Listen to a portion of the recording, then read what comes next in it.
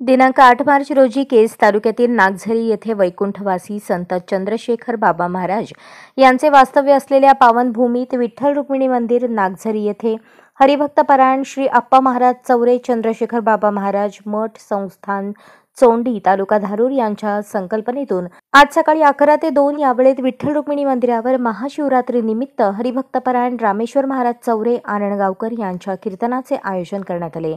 महाराजांनी कीर्तनासाठी अभंग शिवभोळा चक्रवर्ती त्याचे पाय माझे चित्ती वाचे वदता शिवनाम तया मोक्ष शिवा देखता प्रत्यक्ष एका जनार्दनी सेवा निवारी जन्म घेते लागे वासनेच्या मरताना आपल्या मुखाला देवाचे नाव येणे याला पण देवाचा अट्टाहास करावा लागतो।